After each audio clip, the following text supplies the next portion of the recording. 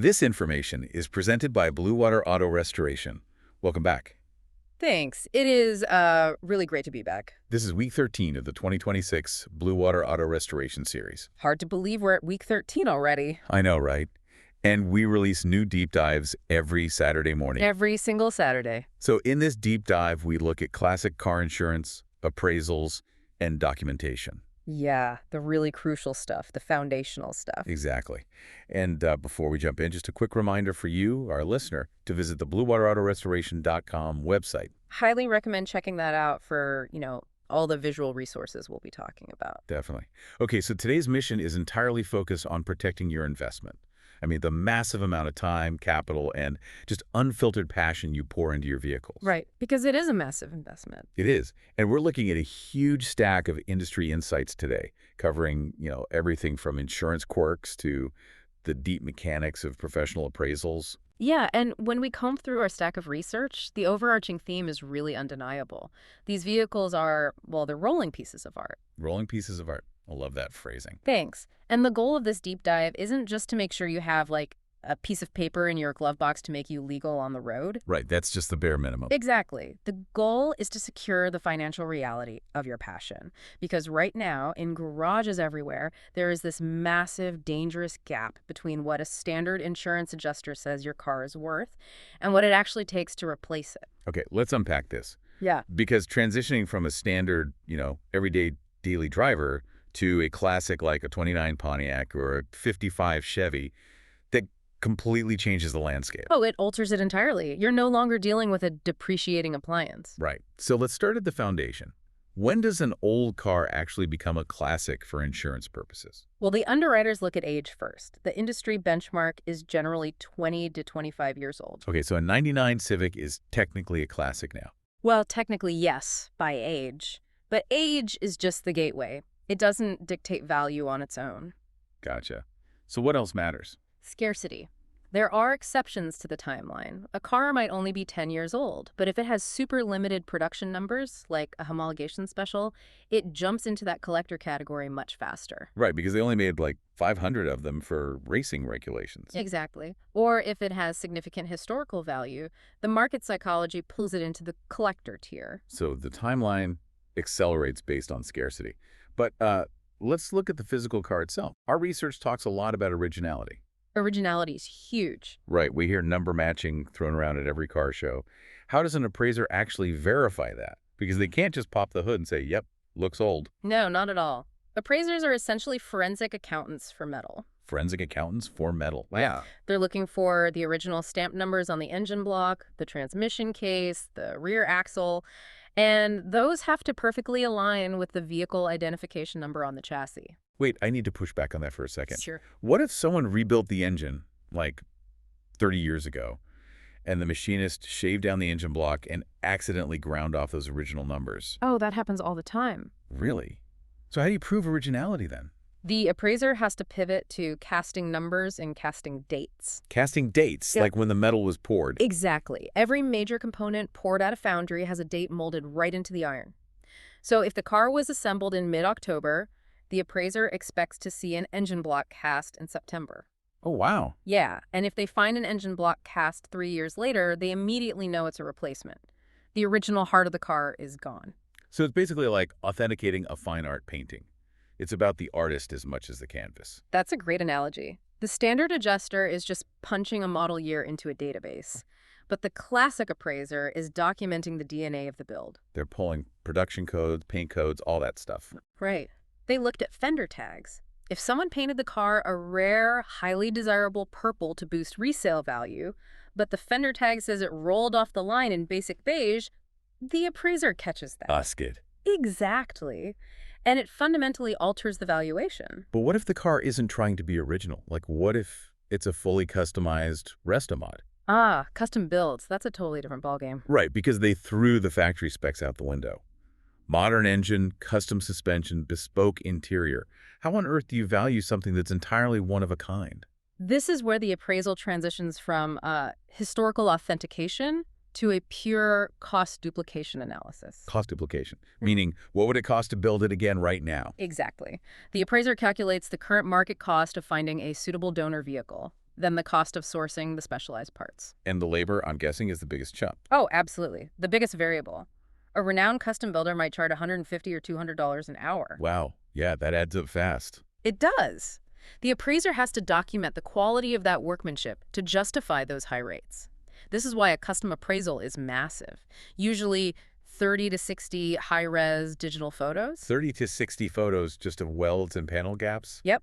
Welds, gaps, the grade of the interior leather, everything. That's intense. But, our expert materials highlight this fascinating reality. These appraisals aren't just for insurance. Sometimes you need them just to legally own the car. Yes, the tax loophole. Right, the retail sales tax requirement. We saw this specifically highlighted for places like Ontario in our research. It's a vital bureaucratic hurdle. If you register a vehicle that's 20 years old or older, the government requires a professional appraisal for tax purposes. So what does that mean for you, the listener, who just dragged a rusty shell out of a farmer's field? Well, if you don't have an appraisal, you're at the mercy of the government's automated system. And their system probably just sees a '69 Mustang and assumes it's perfect. Exactly. They look at a price guide for cars in average condition and decide your rusty shell is worth $35,000. Even if it has no engine and raccoons living in the trunk. The computer does not care about the raccoons. That is absurd. You'd pay thousands in taxes on a car you bought for $2,000. It's an incredible financial hazard. The professional appraisal is your only defense. The appraiser documents the rust, the missing parts, and states legally that the current value is only $2,000. So it protects you from massive overtaxation on day one. Precisely. It sets the accurate baseline. Okay, so we've established the baseline. But let's pivot from the joy of building a car to the absolute nightmare of losing one. The disaster scenarios. Yeah, because this is where the paper trail literally saves you from bankruptcy. It's the core of asset protection. Right. So I'll play the role of the average driver here. If I get rear-ended in my restored Classic, doesn't my insurance company just write me a check to go buy a replacement? No. And that is the fundamental misconception. They do not owe you the replacement cost. Wait, really? What do they owe me then? Under standard policies, they owe you the actual cash value immediately prior to the loss. And their definition heavily factors in standard depreciation. Oh, man. So let's use that specific 1969 Pontiac Firebird example from our research stack to show how this trap works. Good example. So the owner gets into a crash. The standard adjuster comes out, a guy who usually looks at dented Hondas, and runs the Firebird through their standard software. Which doesn't understand meticulous restorations. Right. And the adjuster declares the car was worth $18,000 before the crash. Which is insultingly low for a clean '69 Firebird. Exactly. Now, the body shop says repairs will cost $13,000. Okay, $13,000 in damage on an $18,000 car. I see where this is going. Yep, the total loss formula. Because $13,000 is so close to $18,000, they refuse to fix it. They brand it with a salvage title, seize the car, and offer a check for $18,000. But the owner knows replacing it costs at least $30,000 in the real market. And they've effectively lost $12,000 of their own wealth. Through no fault of their own. So how do you fight that? You can't just yell at the adjuster. No, yelling does nothing. You have to trigger the appraisal clause in your contract. The prior to loss appraisal. Exactly.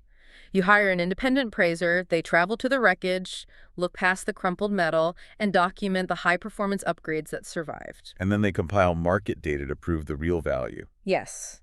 In the Firebird case, they prove the true value was actually $31,500. And the insurance company just has to accept that. They review it, and if they disagree, an umpire breaks the tie. But with ironclad documentation, the independent appraiser won.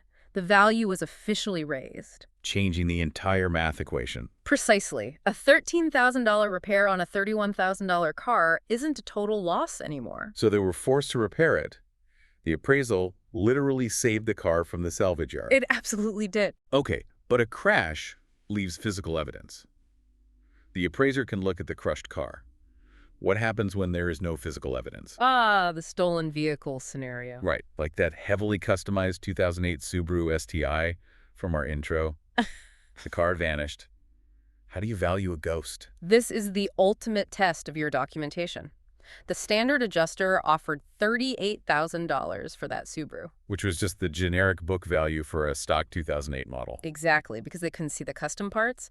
The owner was staring at a $65,000 deficit. So what did the independent appraisers do? They reconstructed the vehicle entirely from the paper trail, sitting down, forensically reviewing every parts receipt, every labor invoice, every build photo. Wow. They built a massive binder proving the depreciated market value of the aftermarket turbocharger, the custom intercooler, everything. And the result? Through rigorous arbitration, they got the payout increased to $103,000. A $65,000 difference. Just because of paper. Yes, but only because the owner maintained flawless documentation before the theft. Which leads perfectly into a disaster that isn't a total loss or a theft, but a hidden bleeding wound to your net worth. Diminished value. Yes, diminished value appraisals. Our research notes this mostly hits modern luxury cars or late model classics. Could you explain how a repaired car still costs you money?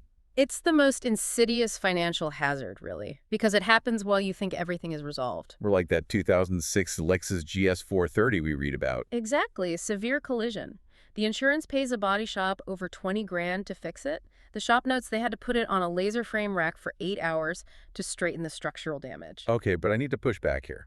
If a high-end shop pulls the chassis to within a millimeter of factory specs and the welds are perfect, why does the insurance company owe me for lost value? Because the physical metal is only half the vehicle's worth. The market's perception makes up the rest. Ah, the psychology of it. Right. When that structural damage gets reported to vehicle history services like Carfax... The scarlet letter of the automotive world. Exactly. It's a psychological contagion. 2 years later, you go to trade in that perfectly repaired Lexus. The dealer sees frame alteration on the report. And the value just plummets. It plummets. They can't put it in a certified pre-owned program. Buyers are terrified of frame damage, so the dealer slashes your trade-in offer. Our industry insights indicated that kind of accident can reduce resale value by up to 50%. Up to 50% of your equity wiped out by a database entry. So you think you're made whole, but you actually lost tens of thousands of dollars. Which is why you file a diminished value claim with an appraisal to force the at-fault driver's insurance to compensate you for that invisible loss. Incredible. Okay, here's where it gets really interesting. Right. To avoid these nightmare scenarios, you need the right insurance before disaster strikes. Let's talk endorsements. Right. Standard insurance uses actual cash value, which we know is heavily depreciated. For classics, agreed value is king. Agreed value. Now, our expert materials emphasize a very specific trap here, especially referring to Ontario guidelines, but the concept is universal. The OPCF 19A versus the OPCF 19. This is a critical distinction. The OPCF 19 is a limited value endorsement. It is an absolute trap for high-value classics. How does the trap work? The OPCF 19 pays the lesser of the appraised value or the actual cash value at the time of loss. Wait, the lesser of the two? So it's like locking your money in a bank vault, but giving the insurance company a master key to scoop out depreciation whenever they want. That is a brilliant way to put it. The 19 endorsement renders your appraisal basically toothless. That is infuriating. So what do you ask for? You demand the OPCF 19A. That is the true agreed value endorsement. It locks the value.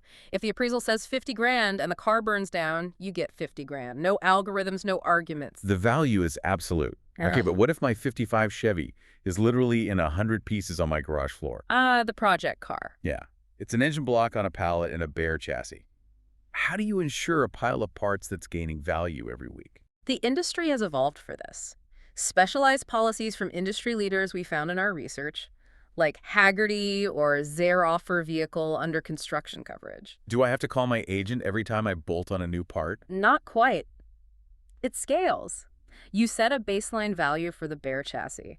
As you hit major milestones like getting the engine rebuilt or bringing the body back from paint, you update the policy with photos and receipts. So the agreed value just increments up. Exactly. So if a fire guts the garage mid-build, you're covered for everything invested up to that point. That is huge peace of mind. But let's be real. Insurance companies aren't giving out guaranteed zero depreciation policies for cheap without a catch. What's the trade-off? Well, the trade-off is severe usage restrictions. To qualify, you almost always have to prove you own a primary daily driver on a separate standard policy. Like a GMC Canyon or a Honda Civic. Because they don't want you commuting in the 55 Chevy. Right, they don't want it in stop-and-go traffic on a rainy Tuesday. It's classified for pleasure driving and club events. And there are strict mileage limits, right? Usually capped around 5,000 kilometers or less a year. And if you violate that, say, you crash in a grocery store parking lot running errands on a Wednesday, they can deny the claim entirely. Wow. So if you want a daily driver, insure it like one. If you want a protected asset, respect the restrictions. You have to be completely honest about how you use the car. All right, so we protected the car from crashes and insurance traps. But what about the free market? The paper trail of value? Yes, you built the car, but how do you prove its worth to a skeptical buyer? This is a monumental shift in perspective. In the collector market, the physical metal is only half the transaction, And the other half? the paper narrative. A vehicle with a documented history, the industry calls it the binder of receipts, commands a staggering premium over an identical car without one. But does a stack of receipts actually make the car drive better? No, but it entirely removes the risk for the buyer. The classic car market is full of misrepresentation. A fresh coat of paint can hide a lot of sins. Right, the old Bondo over rust trick. Exactly. The paper trail builds trust. Buyers look for original bills of sale, dealer invoices, factory build sheets. Even for a car built in 1965. Especially for a car built in 1965. And they want decades of service receipts. Our guidelines heavily emphasize parts invoices, specifically for luxury cars. Why is the parts invoice more important than the labor receipt? Because it proves what went into the car. A parts invoice from an authorized dealer proves you used OEM parts, not cheap aftermarket knockoffs. It shows you didn't cut corners. But what about the restoration itself? Like when I look at a finished custom car, I can't see the rust proofing inside the frame or the forged pistons inside the engine, all that invisible labor. What's fascinating here is that the invisible work is exactly why a comprehensive restoration log is your most valuable document. If you don't document it, the buyer assumes the worst. So the restoration log is essentially the vehicle's resume. It's irrefutable proof. You need chronological step-by-step photos, the bare frame being sandblasted, close-ups of the suspension welds, machine shop receipts showing the exact engine tolerances. So a buyer could just flip through a binder in a chair and verify the uncompromising standards. And their willingness to pay a premium skyrockets. I always think about it like buying a vintage guitar versus buying a vintage guitar played by Jimi Hendrix at Woodstock. The wood is the same, but the story is what you're buying. That is the perfect analogy for provenance. So how do you document competition history?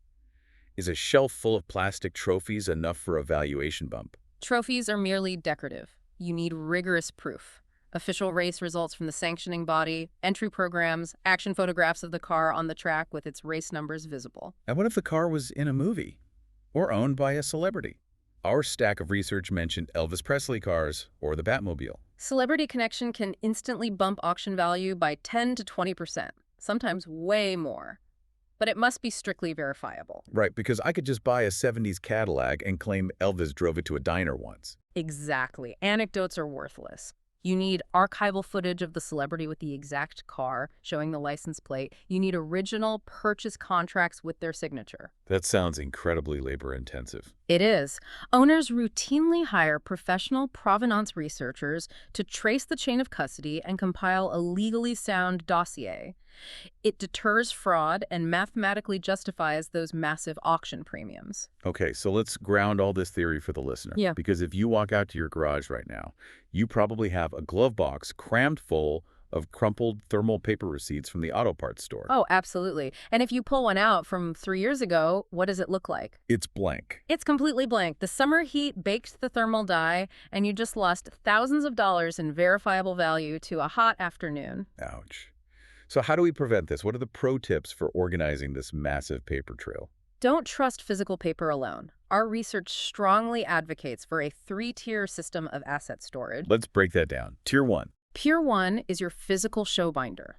This is your marketing tool. A high-quality album with your before and after photos, major parts receipts, dyno sheets. You take it to car shows and use it to justify your asking price to a buyer right there. Exactly. Tier 2 is for legal security, the fireproof safe, located inside your house, never in the garage. And what goes in there? The irreplaceable legal documents. Most importantly, the original title, or the UVIP in places like Ontario. The expert guidelines were super emphatic about this. Never keep the title in the car. Why is that such a fatal error? Because it facilitates the perfect crime. A thief hotwires your car, opens the glove box, finds the title, and you've just handed them the exact legal instrument they need to forge your signature and export the car out of the country. That is terrifyingly simple. Okay, so title in the safe. What's tier 3? Tier 3 is your ultimate failsafe, the digital cloud. You must digitize every single document immediately. Scan those fading thermal receipts, the appraisal report, everything. Upload them to Google Drive or Dropbox. Why do I need the cloud if I have a fireproof safe and a binder? Because of catastrophic events, a massive garage fire or a flood. If the car burns and the cabinet holding your binders burns with it, your proof of value is gone. No. But with the cloud, you can sit at a computer the next morning and hand the insurance adjuster an ironclad 100-page PDF proving the prior to loss value. The cloud ensures your paper shield survives the disaster. I love that. But is anything allowed to stay in the car? We said no title, but is there a glove box exception? Yes. 2 practical items. First, a high-quality photocopy of your most recent appraisal report. So you get pulled over, you can immediately prove your OPCF 19A agreed value insurance status. Makes sense. And the second item? A simple physical maintenance logbook and a pen. Because when you finish changing the oil on a Saturday, your hands are dirty, you're tired, and you will absolutely forget to go inside and update your digital spreadsheet. Guilty as charged. Right. So So you just jot down the date and mileage in the notebook right then and there before you forget. it bridges the physical work and the digital record. That is a masterclass in protecting the investment. So to briefly recap this wild journey today, we dismantled the concept of a classic decoded VINs and explored the nightmare of the total loss formula. We covered diminished value, the appraisal clause arbitration. We highlighted the agreed value trap of the OPCF 19 endorsement and showed why building an ironclad, cloud-backed binder of receipts maximizes your equity. It really is a comprehensive, interlocking ecosystem of protection. And, if we connect this to the bigger picture, it forces us to confront a profound shift in car culture. How so? We are rapidly accelerating toward a future where everyday vehicles are just entirely digital, homogenized appliances, autonomous, interchangeable pods with over-the-air updates and no mechanical soul. Basically just smartphones on wheels. Exactly. And it raises an important question for all of us who love classic vehicles. In that hyper-digital, sanitized future, will the messy, physical paper trail actually become the ultimate luxury? Think about it. The grease-stained maintenance logs, the handwritten letters between previous owners, the Polaroids of a frame-off restoration. Will future collectors care more about that human history than the metal machine itself? Exactly. It's something fascinating to ponder while you organize your records this weekend. What an incredible thought to end on. As the machines become soulless, the human story becomes the true asset. Well, that completely wraps up our mission for today. As a reminder, our deep dives are available on Spotify, YouTube, Apple Podcasts, or SoundCloud. So you can take us with you while you're turning wrenches in the garage. Absolutely. And one final reminder, be sure to visit the BlueWaterAutoRestoration.com website for a deeper look at the resources we unpacked today. Thank you for joining us as the third person in today's conversation. Get those fading receipts out of your glove box, get them scanned into the cloud, and keep enjoying the drive. See you next week.